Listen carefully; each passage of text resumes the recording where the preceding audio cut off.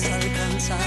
Libre se siente como un nuevo despertar, mirarnos diferente y volvernos a encontrar y acordarnos del ayer, el momento en que dejamos de soñar.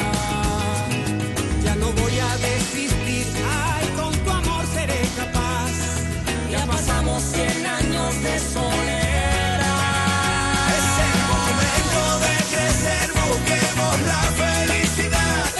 Demos el paso para volver a soñar. Es el momento para que alcancemos nuestra libertad. Toma mi mano y caminemos por la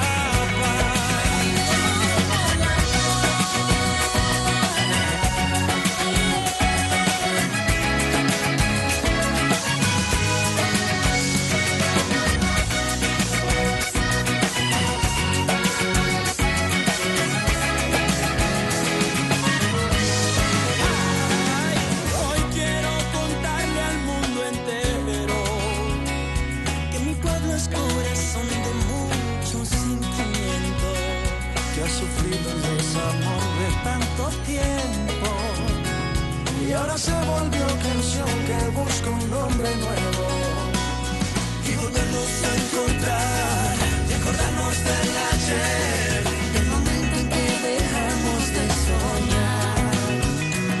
Ya no voy a desistir, con tu amor seré capaz.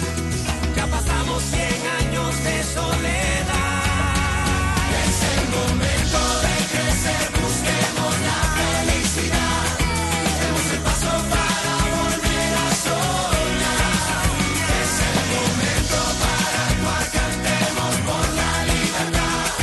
Toma mi mano y caminemos por la paz. Caminemos por la paz.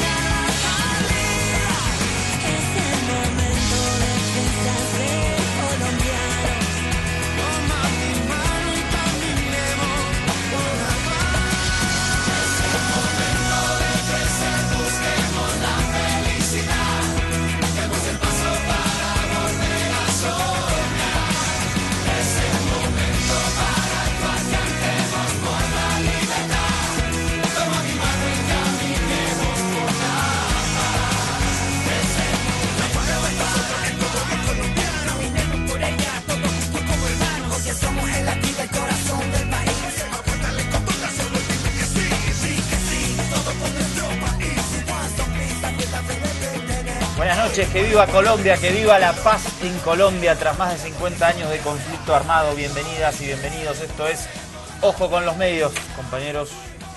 Doctor Lor, ¿Qué tal? ¿Cómo le va? ¿cómo le va? Doctor. ¿Cómo están? ¿Todo bien? ¿Cómo se sienten? Vinimos de blanco. Me da no sé qué salir a hacerme el puro así de blanco, pero es en homenaje a Colombia. Sí, porque en los acuerdos de paz que se firmaron hoy, históricos en La Habana, y que desde hace 4 años que se vienen desarrollando entre las FARC y el gobierno colombiano, el blanco fue el color elegido. Bueno, es un notición. Por ahí Mariano decía en las redes sociales la noticia del siglo. Y me parece que sí. Es el último conflicto armado que queda en la región. Un conflicto que muchos sitúan en 52 años por el nacimiento de la FARC en ese año, en el 64, pero creo que si lo podemos decir que son 100 años de un conflicto interno que vive Colombia con el asesinato de Rafael Uribe Uribe en 1914, en 1948 de Jorge Eliezer Gaitán. Son acontecimientos que generaron contiendas civiles muy duras dentro de Colombia. Hay muchísimo material para hoy porque además también están las elecciones en España y el tema de la OEA en Venezuela. ¿Arrancamos, Lor? Precisamente, como lo decía, en una fecha histórica y hay una imagen del día que precisamente las queremos compartir con ustedes y que de alguna manera resume lo que ha sucedido en esta jornada muy cerca al mediodía, pasando el mediodía, y básicamente esta es la imagen que queremos compartir con ustedes.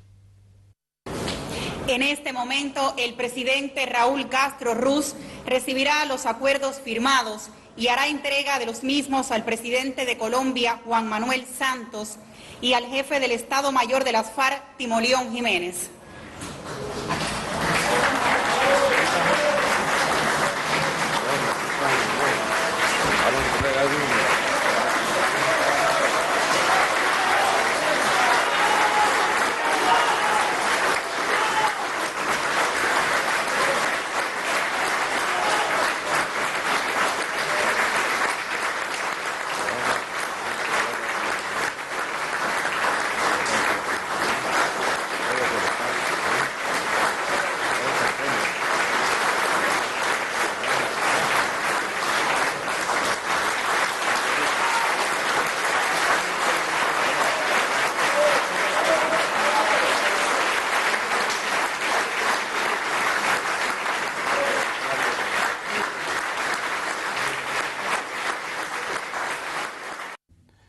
Y previo a esta imagen histórica, este abrazo entre Timochenko, líder de la FARC, y Juan Manuel Santos, presidente de Colombia, realizaban ambos dos estos discursos. Hoy, 52 años después, los guerrilleros de las FARC estamos sellando con el gobierno de Juan Manuel Santos un cese al fuego y de hostilidades bilateral y definitivo, un acuerdo sobre garantías de seguridad y combate al paramilitarismo y otro sobre dejación de armas, que nos dejan a las puertas de concretar en un plazo relativamente breve el acuerdo final, que nos permitirá por fin retornar al ejercicio político legal mediante la vía pacífica y democrática. Hoy es un día histórico para nuestro país. Después de más de 50 años de enfrentamientos, muertes, atentados y dolor, hemos puesto un punto final al conflicto armado con las FARC. Lograr este acuerdo nos llena de fe y esperanza. Desde el comienzo de los años 80, con la iniciativa de paz del presidente Betancur, todos los gobiernos han adelantado valientes iniciativas para cumplir el gran anhelo de paz de los colombianos. Han sido más de 30 años de intentos para poner un punto final al conflicto con las FARC.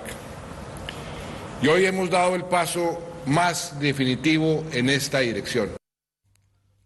Escuchamos y vemos a continuación al presidente de Cuba, Raúl Castro, quien además obviamente tuvo la importantísima y destacada labor, Cuba y La Habana, de ser la sede de estas históricas negociaciones. Vamos a escucharlo, dale.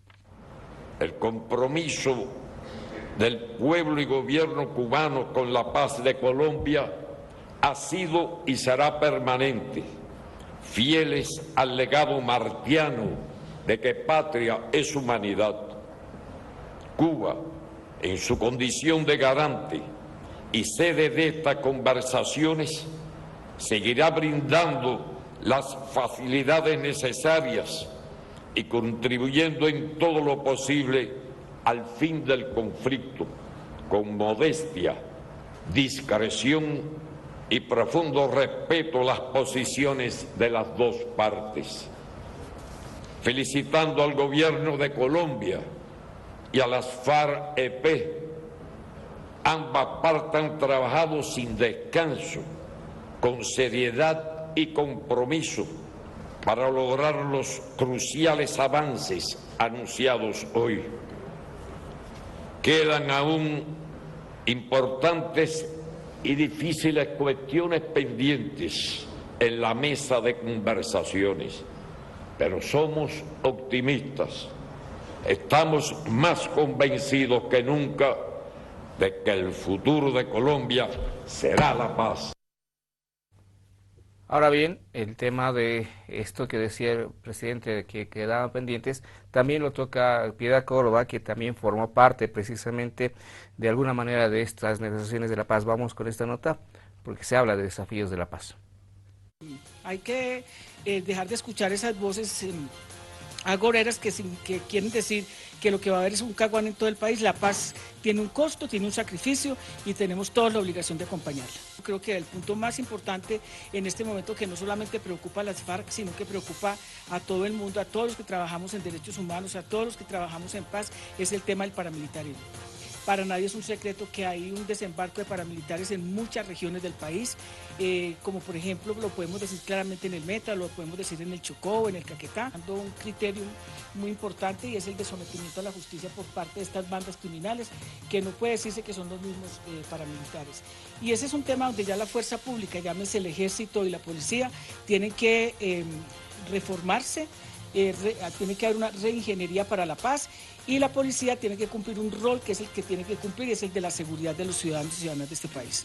También aprovechar este momento histórico para decirle al Ejército de Liberación Nacional que muchos y muchas estamos pendientes de que se inicie el diálogo con ellos, que estamos absolutamente seguros que ellos lo desean y ellas la desean, que el gobierno nacional también, y nosotros ponemos toda nuestra voluntad para ayudar a empujar este proceso, porque de todas maneras no es bueno que se quede un actor tan supremamente importante como el Ejército de Liberación Nacional, porque además se pueden cometer muchos actos de saboteo criminales y endilgarle la responsabilidad al ELN.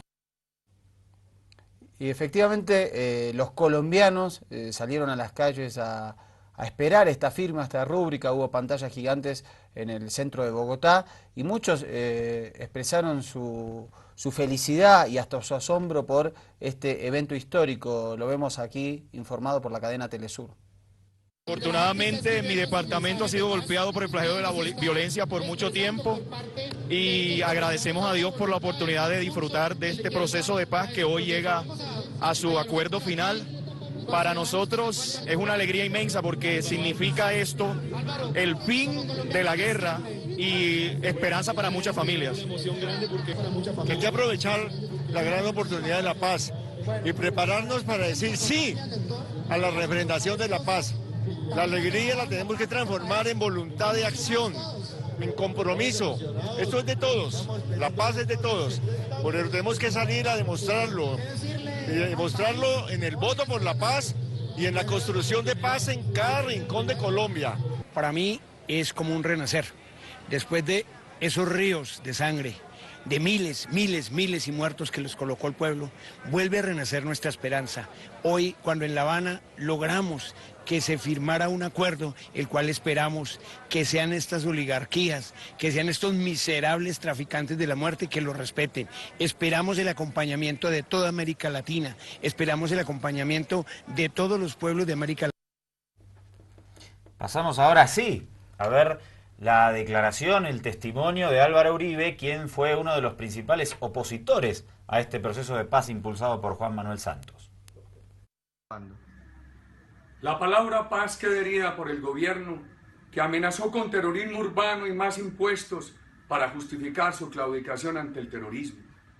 La palabra paz queda herida por la validación del paredón de Fidel Castro, su dictadura comunista y la tiranía sanguinaria de Chávez y Nicolás Maduro. La palabra paz queda herida al aceptar que los cabecillas de la FARC, el cartel de cocaína más grande del mundo, no vayan un día a la cárcel, no los extraditen y puedan ser elegibles.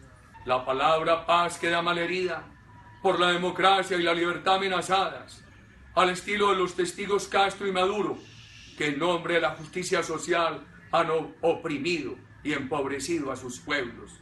En Colombia el gobierno ha puesto en marcha la guerra a machete entre campesinos, ha aceptado negociar con el terrorismo el modelo democrático, las libertades económicas y las políticas sociales. La palabra paz queda herida cuando el gobierno, para firmar con el grupo terrorista, es complaciente con la tiranía de Venezuela, no obstante que Maduro utiliza otra sigla terrorista, la del ELN, para mantener al gobierno sometido y a sabiendas. No comments, Lord. Y bueno, declaraciones jaladas de los pelos, pero ¿cuál realmente es la amenaza? Es la amenaza del paramilitarismo. Vamos a ver estas noticias.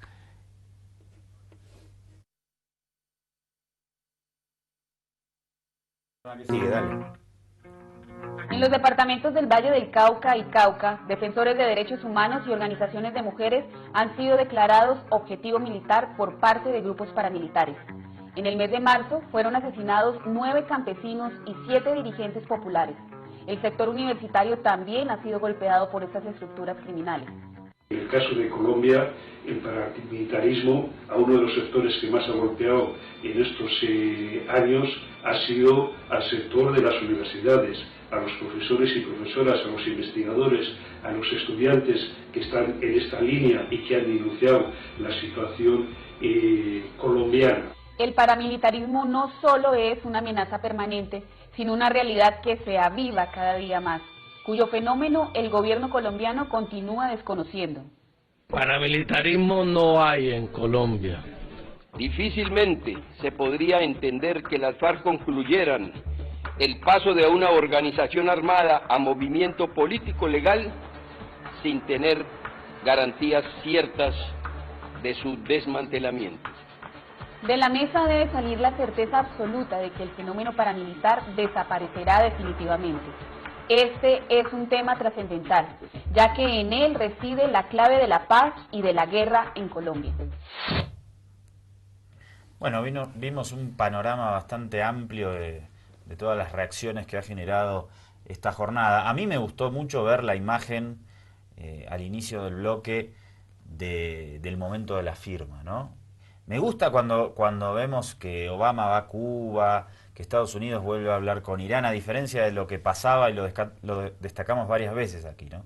A diferencia de lo que pasaba con Bush, que todo el tiempo era una guerra, que nos amenazan, que los otros son el eje del mal, y se crea un clima. Esta cuestión de la paz en Colombia es muy importante, y esa imagen de dos opciones políticas, militares, que se enfrentaron históricamente, resumidas ahí, en ese abrazo, en ese apretón de manos, me parece que es una señal espectacular para la región.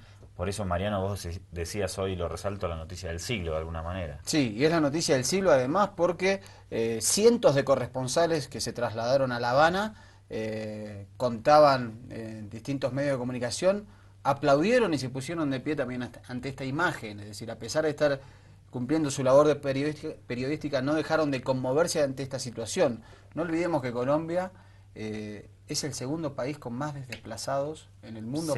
6 millones y medio, y el que más tiene es Siria, que conocemos el conflicto que lleva trágico hace 5 años, miles de exiliados, más de 3.500 asesinados políticos. Es una situación compleja. Es como si toda La Paz, El Alto, Cochabamba, Santa Cruz y más se tuvieran que desplazar por cuestiones de un conflicto interno. La mitad más 1 millón de toda Bolivia en todo caso. Es, ¿no? una barbaridad. Es una barbaridad. Además, o sea, coincido con ustedes que el momento emotivo al que todos estaban esperando era precisamente la imagen del día que lo mencionaban ustedes, ¿no? O sea, todos pendientes de esta situación, muy aparte de las autoridades que han estado ahí, Ban Ki-moon, Maduro, nuestra amiga Bachelet por ahí también.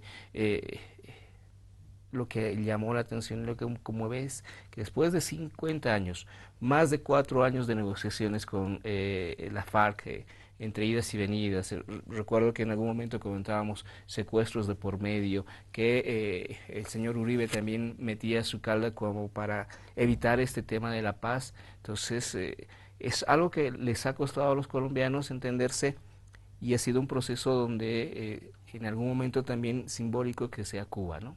Donde se le acusaba de que no había libertades ni seguridades. Este discurso de Uribe, tan duro, tan de la Guerra Fría, con una terminología leída así común, parecía un pronunciamiento militar.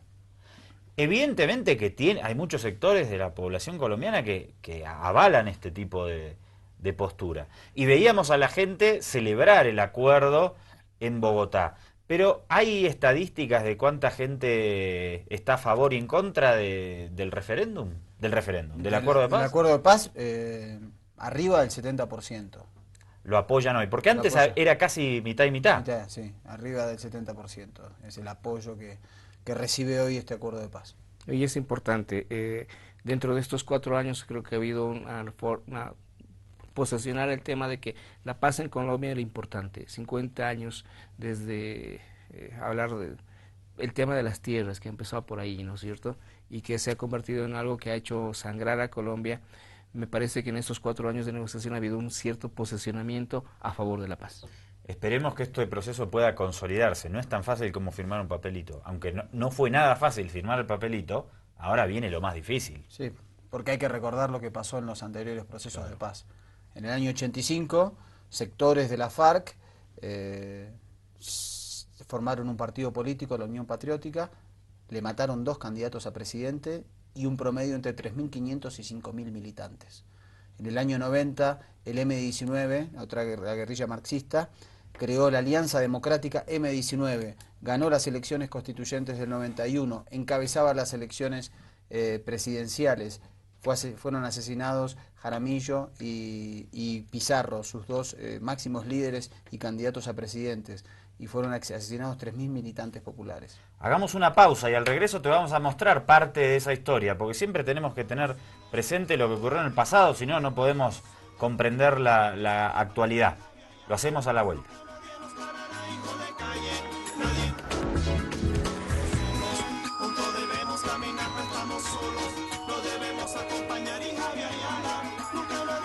Bien, vamos a hacer un poquito de historia como te remitíamos al final del bloque anterior, y justamente parte del proceso de la guerrilla del M-19, que fue una guerrilla en un inicio allá en los 70 de carácter urbano.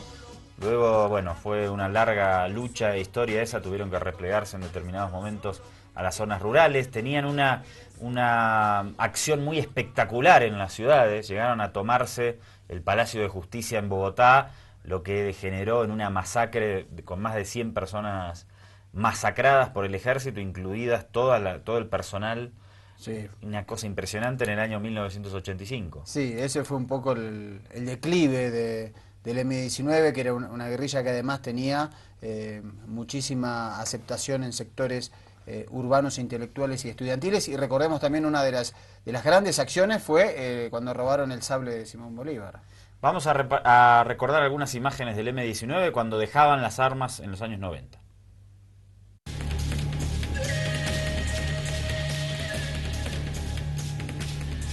Rendimos homenaje a los hombres que hicieron posible que estas armas defendieran la libertad en Colombia.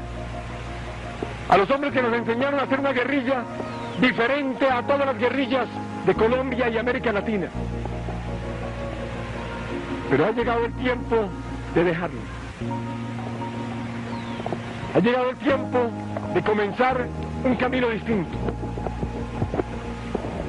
Ha llegado el tiempo de convertirnos todos en verdaderos conductores de esta nación. Vivimos una sociedad cruzada por la guerra civil y por la guerra sucia. Porque vivimos una nación partida y desgarrada. Porque todos los que salimos de aquí sabemos que nuestra vida corre riesgos. Estamos empezando a ver la fe en los ojos de los hombres colombianos. Estamos despertando pasiones políticas.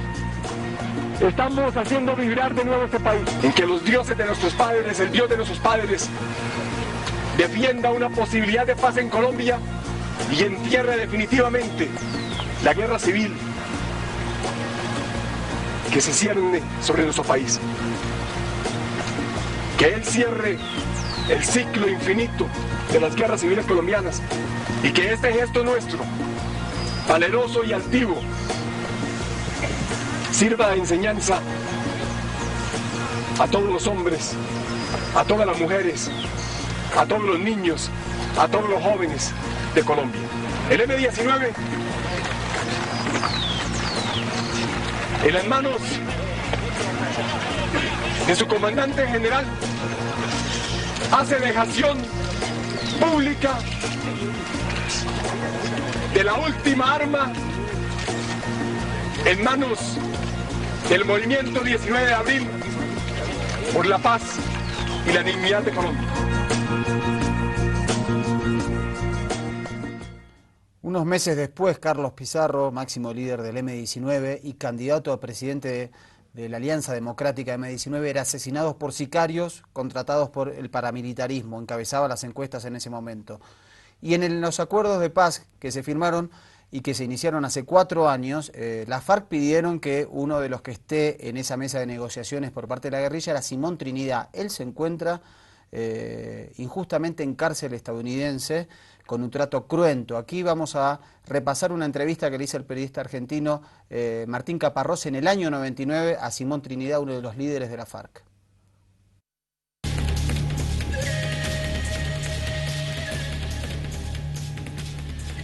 Pero hasta ahora la FARC es un movimiento básicamente rural, campesino. En los últimos años ha incorporado a mucha gente, pero sus militantes más viejos llevan 15, 20, 30 años viviendo en campamentos en medio de la sierra. Como Simón Trinidad, que me contó que sus primeros días fueron muy duros. Es un choque hijueputa. Ya no hay otra palabra para calificarlo, es un choque hijueputa.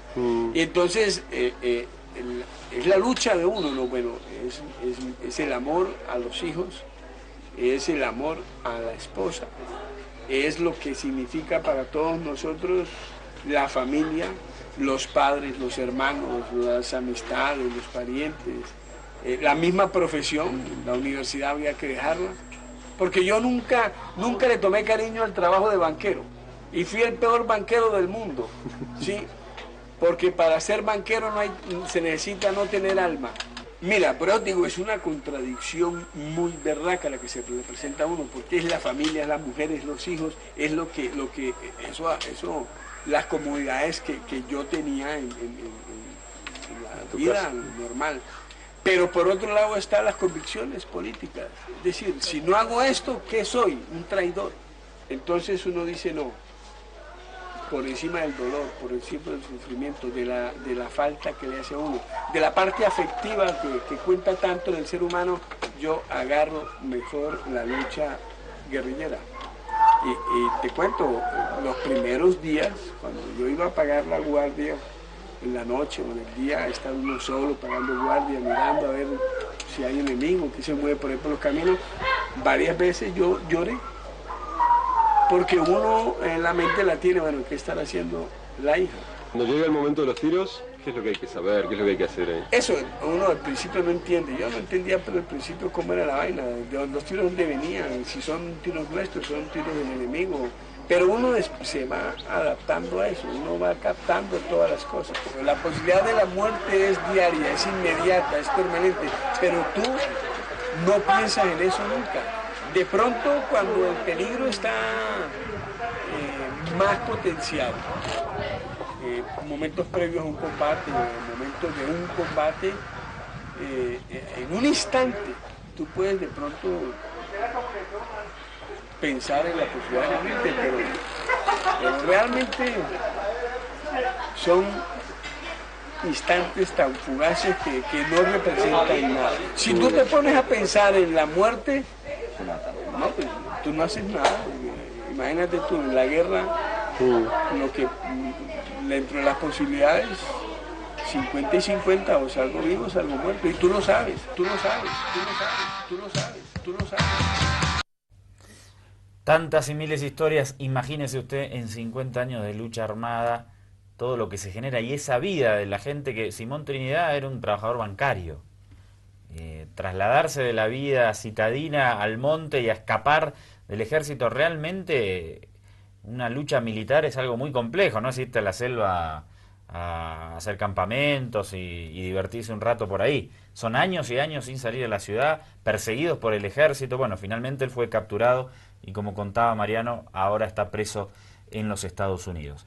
Vamos a repasar a continuación un material de archivo también del comandante Hugo Chávez. Antes de eso, comandante, si usted me permite, me gustaría leerles y compartir a propósito de lo que significa esta coyuntura, un tuit del presidente hace 4 horas. Decía: en el continente americano quedan todavía 3 temas pendientes: Guantánamo para Cuba, Malvinas para Argentina y mar para Bolivia. ¿Cómo está siguiendo, a propósito, Lor, el trabajo de Evo Morales en el Twitter? Muy activo, ¿eh? Sí, sí, muy activo. ¿Escribirá él? ¿Qué dice usted? Yo creo que sí. Por lo menos transmite las ideas y lo ¿Qué dice Peñalosa al otro lado? Sí. 56.900 tiene que escribir. Yo creo que, no sé qué presidentes escriben y qué. Tengo la impresión de que Rafael Cristina Correa escribía a ella, de que Correa escribe, Obama no sé. No sé si Evo escribirá o no. Yo creo que los que no escriben le transmiten a un colaborador, subí esto. Bueno. Pero muy al tema, ¿no? Bárbaro. Volvemos al archivo. Hugo Chávez, que tuvo un papel fundamental también en impulsar las negociaciones de paz en Colombia. En un momento que además gobernaba Uribe, que ya vio el discurso que tenía Uribe y decía organización terrorista, y Hugo Chávez decía no, es un grupo beligerante. Y esto en determinado momento generó una batalla dialéctica muy fuerte. Vamos a recordar algún paso de aquello.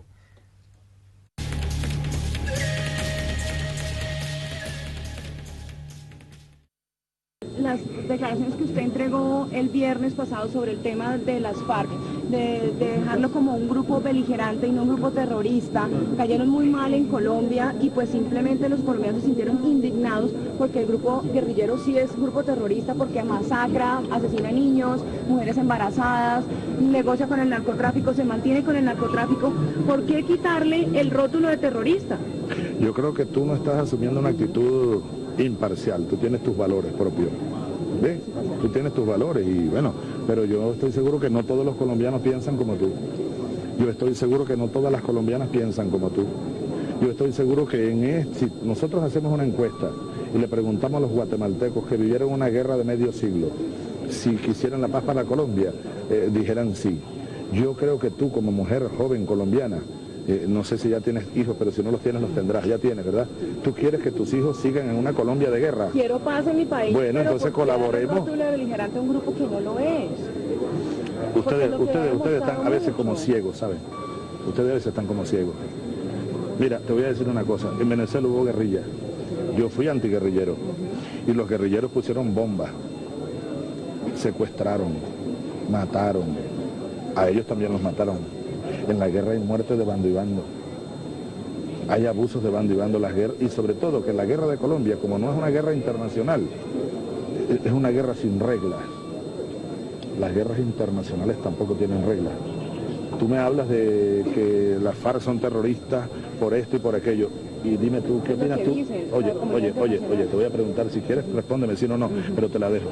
¿Qué opinas tú del gobierno de los Estados Unidos? No estoy de acuerdo con el gobierno de los Estados Unidos. ¿Cómo? No estoy de acuerdo con el gobierno de los Estados Unidos. No, pero ¿qué opinas tú? ¿Es terrorista o no? Puede serlo. Puede serlo. Han acabado con ciudades enteras en Irak. Mujeres, familias enteras han desaparecido barrios. Antier nada más, 4 aviones F-16, que tienen uno de los aviones más poderosos del mundo. Bombardearon un barrio completo y lo desaparecieron. ¿Cuántos niños? ¿Eso qué es? ¿Eso qué es? Entonces había que colocar de primerito en la lista de terroristas de este mundo y romper relaciones con él al gobierno de los Estados Unidos. ¿Te das cuenta del cinismo que hay en este mundo? Ahora, ¿tú quieres paz en Colombia? ¿Tú quieres paz en Colombia? Sí, señor. Bueno, entonces quítate las vendas de los ojos, mija. No te dejes llevar. No te dejes... somos nosotros, es la comunidad.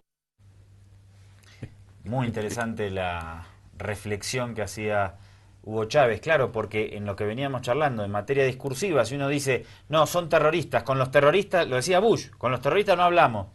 Uribe decía, las FARC son terroristas, no podemos hablar, solo podemos destruirlos militarmente.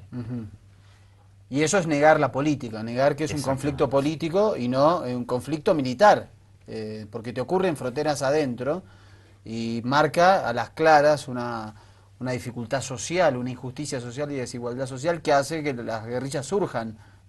Por eso surgieron en los 50, 60 y 70 las guerrillas, por el sistema injusto económico en el que se vivía. Claro, el fenómeno en América Latina en ese momento de la justicia social era eso, o tomabas las armas o las tomabas en algún momento. Y luego, con el transcurso del cambio... El poder lo tomaban los militares también, por la fuerza. Por la fuerza, ¿no? Entonces, era un proceso en América Latina donde se planteaban estas discrepancias, estos extremos tan fuertes, pero que también en esta última época han tomado otra forma. Recordemos al Pepe, que era también de los guerrilleros de los Tupamaros, ¿no? Entonces, sucede otro fenómeno también que es muy interesante y que a lo mejor también va a pasar en Venezuela a raíz de este proceso de paz. A propósito que en aquellas épocas de dictaduras versus guerrillas existía la tesis de la guerra contra el comunismo, la contrainsurgencia, que era impulsado desde Estados Unidos. Obviamente con esta guerrilla en Colombia de tantos años, Estados Unidos tuvo un papel fundamental, por eso pueden usar 7 bases militares. Ahora la batalla va por el otro lado y vamos a empezar a hablar de la OEA, pero ahí también hay unos intereses geopolíticos de Estados Unidos actuales, que no son los mismos, pero de alguna manera también van en una dirección similar. Exactamente. Estados Unidos intentó hoy, a través de Luis Almagro, secretario general de la OEA, la aplicación de la Carta Democrática contra Venezuela para suspenderlo del sistema interamericano. No lo logró. Este es el informe que realizó hace instantes la cadena CNN. Pero realmente no se llegó a un punto específico, se abrió el terreno para que los países miembros estudien ahora el informe que ya presentó el mismo secretario Almagro, Juan Carlos. 20 países decidieron pues aceptar el informe contrario a lo que estaba esperando Venezuela, que se suspendiera la sesión. Y lo que dice Almagro es que esto es una forma de ayudar rápidamente a Venezuela y buscar una situación urgente que necesita el país. Esto fue parte de lo que dijo.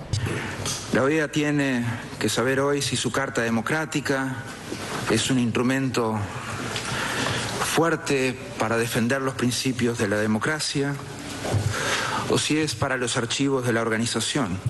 Ustedes definitivamente tienen la palabra. Almagro también está pidiendo la realización del referendo revocatorio, pero países como Bolivia y Nicaragua se unieron a Venezuela pidiendo incluso también la renuncia de Almagro, diciendo que se ha extralimitado en sus funciones. De hecho, la canciller Delcy Rodríguez, la canciller venezolana, estuvo también tuvo varias intervenciones en las cuales fue bastante crítica del secretario general y lo acusó de hacer que la OEA esté generando un golpe de Estado en Venezuela, que el informe del secretario es ilegítimo y dice que por el contrario la OEA está contribuyendo a alejar el diálogo. Vino por lana y salió trasquilado. Pero nosotros nos reservamos las acciones legales a las cuales tiene derecho Venezuela, no solamente para defenderse de estas graves violaciones que pretenden llevarla a un juzgamiento en esta organización, para facilitar solamente, hay que decirlo también con total responsabilidad, para facilitar la intervención militar de Venezuela.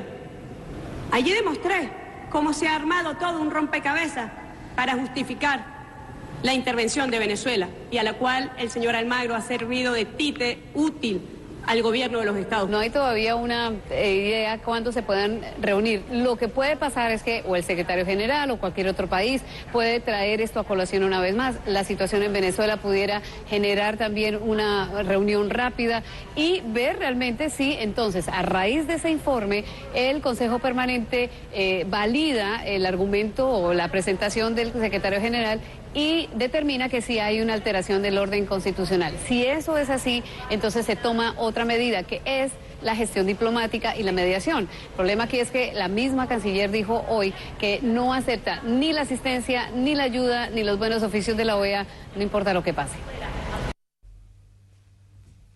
No quiere, parece, se enojó la periodista de CNN, no quiere recibir la ayuda de la OEA. Pero si Almagro se acaba de reunir con el jefe del Comando Sur, con Aznar, con Uribe, en Miami, obvio que no va a querer que le ayude esa gente. Al final, pero ya vamos a ir al corte, pero ¿quién gana hasta ahora en la OEA? Venezuela. Diplomáticamente ha logrado muchas cosas, no solamente hoy, sino durante todo este proceso. Porque también se ha cuestionado el rol, digamos, y se pidió una investigación del rol de Almagro, de la gestión hace de muy Almagro. poco que es secretario general de la OEA. ¿Sobrevivirá Luis Almagro a todo esto? Lo sabremos en los próximos capítulos de Ojo con los Medios. Hacemos un corte y al regreso nos metemos en España, que el domingo hay elecciones y está divertido ahí. Lo venimos mostrando muchísimo acá desde Ojo con los Medios, no te lo pierdas.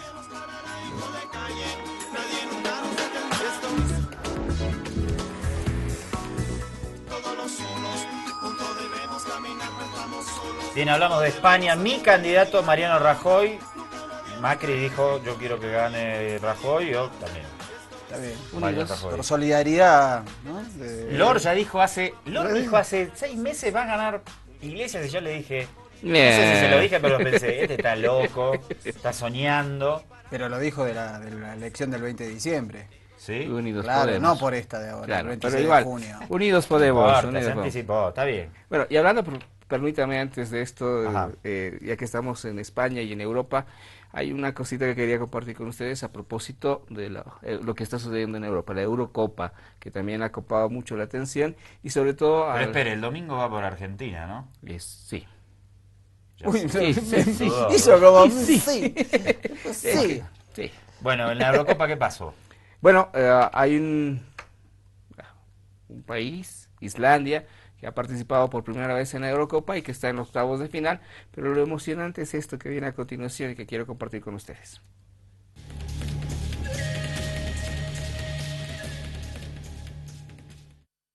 Delvik, 4-2, Emmi, Fornatien, Emmi,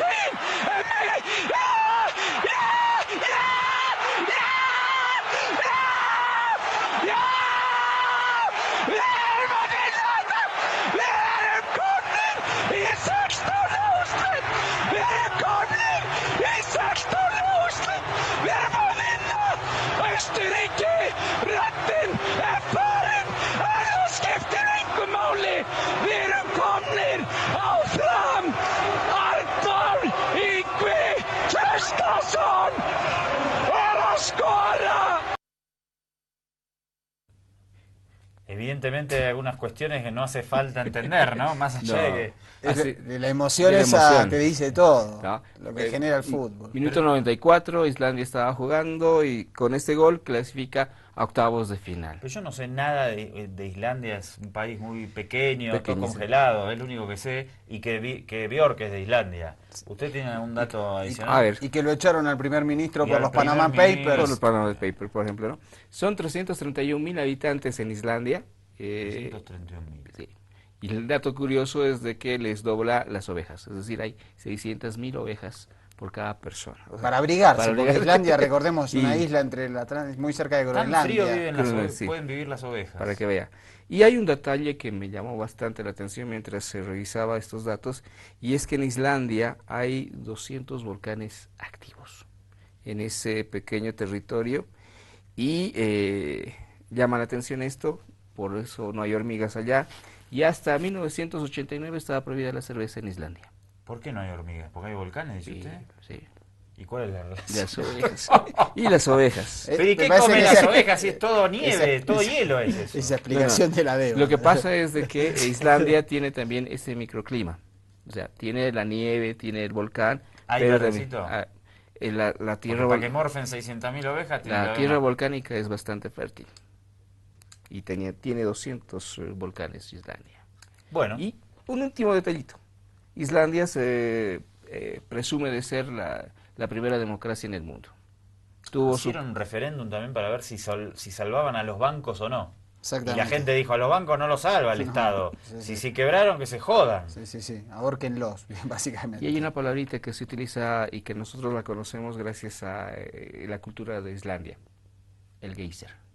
Ah, el geyser, mire usted. Acá hay muchos geysers. Visite Sajama. Exactamente. Y también los 3 días del viaje de Uyuni. Ahí la cordillera para el lado de San Pedro, Atacama, Quetena, todo ahí cerca de las aguas de Silala. Aproveche y se conoce todo una vez. Hay que conocer Bolivia. Bien, adelante con España. Rápido, dale, doctor. Vicente Monteagut, director del Diario Público, que hizo las denuncias sobre la conspiración del ministro de Interior de España con el jefe de la Oficina Anticorrupción de Cataluña para involucrar en casos de corrupción a líderes soberanistas catalanes de cara a las elecciones. Míralo. Aquí la campaña electoral está completamente marcada por este escándalo que implica al ministro del Interior en una conspiración para fabricar acusaciones contra rivales políticos. Un escándalo que le ha estallado al Partido Popular a muy pocos días de las elecciones del domingo. Hoy, el director de la Oficina Antifraude de Cataluña ha implicado en el caso al líder de Ciudadanos. Asegura que Albert Rivera fue a verle para pedirle información comprometedora que poder utilizar contra distintos líderes soberanistas. Además, hemos escuchado nuevas grabaciones en las que se puede reconocer sin ninguna duda la voz del ministro del Interior ofreciendo la colaboración de la Fiscalía para acelerar estos procesos contra rivales políticos. Un asunto en el que estaría informado el propio presidente del Gobierno Mariano Rajoy. Pero lo más grave de todo esto es que parece confirmar la existencia de una especie de policía política o policía patriótica, como se ha denominado aquí, formada por policías que, atrincherados en el anonimato, estarían fabricando informes no solo contra líderes independentistas catalanes, sino también contra Podemos, con información que después se ha demostrado falsa. Otro escándalo que está teniendo una amplia repercusión internacional, que de momento se salda sin dimisiones y que se suma a una larga lista de casos de corrupción que se han producido en este país durante los últimos 4 años. La corrupción fue clave en las elecciones del 20 de diciembre y puede volver a ser determinante en las elecciones de este domingo.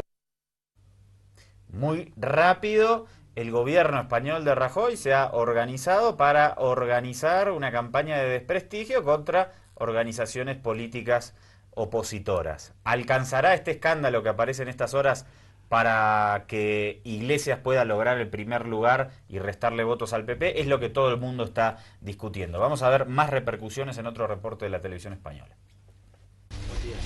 Un doble objetivo: derribar a Artur Mas e impulsar al liderazgo de Convergencia a uno de sus hombres de confianza, el entonces conseller de Justicia, Yerma Gordó. De Alfonso le dijo que él hablaría con Gordó para que se hiciera con las riendas del partido. Fernández Díaz le respondió que para cuándo dejaría a Artur Mas la presidencia de la Generalitat. Y el jefe de la oficina antifraude le respondió que si se agotaba el año y medio que quedaba de legislatura, Mas dimitiría después y ya para la siguiente convocatoria electoral habría un nuevo secretario general en Convergencia. La estrategia, según esas grabaciones, contaba con el apoyo de destacados empresarios catalanes opuestos a la independencia. A la salida del Parlamento, De Alfonso ha restado importancia a esta información. Si usted me dice que de verdad yo puedo hacer que el presidente de un gobierno sea apartado y un conseller sea puesto al frente del partido, convenciendo yo a todos los miembros directiva, etcétera, de ese partido, si usted cree que eso es posible, insisto, yo tengo que ganar la confianza de quien sea, tengo que usar con cada persona determinadas formas y tengo que obtener la información que me llegue. Bien, estas son las repercusiones y por ahí también Pedro Sánchez, líder del PSOE, y Pablo Iglesias han pedido la renuncia de este ministro. Mas Rajoy dice que esto no pasa nada. Vamos a esta nota. Nadie ha condenado pues esa actuación delictiva, mafiosa, y que lo que pretende es hacer daño a un partido político y a un candidato en un momento especialmente elegido para ello. Quien hizo eso cometió un delito, pero que además se ha hecho con una intencionalidad política. El líder del PSOE insiste en pedir la dimisión del ministro. Ve muy grave que siga en su cargo. Jorge Fernández Díaz puede preguntarse ¿por qué voy a dimitir yo si mi jefe, es decir, Mariano Rajoy, no dimitió cuando envió ese SMS a Bárcenas diciéndole Luis, sé fuerte? Además de exigir su cese fulminante, Podemos ha registrado en el Congreso la petición de comparecencia de Fernández Díaz. Que en el despacho del ministro del Interior, agentes del Ministerio del Interior espíen al ministro del Interior. Si no dimite por la gravedad de las grabaciones, quizá debería hacerlo por incompetente. Rajoy asegura que gracias a la investigación abierta descubrirán quién hizo las grabaciones. No cree que lo ocurrido vaya a influir en el resultado electoral. Todo esto es una historia que no va a producir ningún efecto en ninguna campaña. Es el intento de aprovechamiento por parte de todos ahora que francamente no tiene ningún sentido. Para Rajoy es una broma que se hable de conspiración contra los independentistas cuando, dice, el jefe de la oficina antifraude fue elegido por 2/3 del Parlamento. Bueno, nos vamos. Recordemos que ya no recuerdo el año, a ver si vos te acordás, Mariano, pero en alguna de las elecciones de España ganó Zapatero. ¿Era contra Aznar por el atentado? Sí. ¿Contra Aznar era? Sí. Cuando... La primera que gana Zapatero. Lideraba las encuestas el PP, con José María Aznar a la cabeza. La última semana hubo un atentado terrorista. El PP dijo, fue ETA, había sido un atentado de origen radical islámico, y eso generó que pierda Aznar, y en la última semana ganó la elección Rodríguez creo que Zapatero. Sucedió 4 días antes, y esa mentira flagrante... 2004 creo que fue. Esa mentira ¿Marzo flagrante... 2004? Exacto, esa mentira, el 11M. El 11M. Esa mentira flagrante le llevó los votos al Partido Socialista Obrero Español, que la gente no toleró esa mentira atroz. ¿Le alcanza el escándalo este para que gane su candidato Iglesias? Unidos Podemos. Buen cierre, buen cierre. Un abrazo grande, hasta mañana.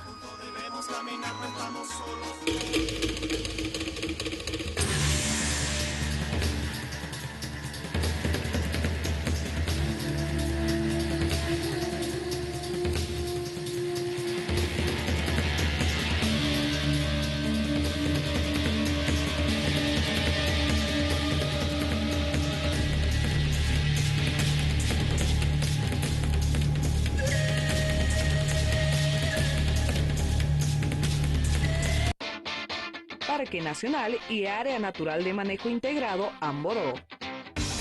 El calor y la alta humedad ambiental son elementos constantes en el área del parque, donde los insectos abundan y mariposas de mágicos colores extraen la atención de los visitantes. Está ubicado en una posición geográfica única en la confluencia de la Amazonía, el norte del Chaco y los Andes. También es la casa del jaguar, el oso de anteojos y otras especies de mamíferos nativos de la Amazonía.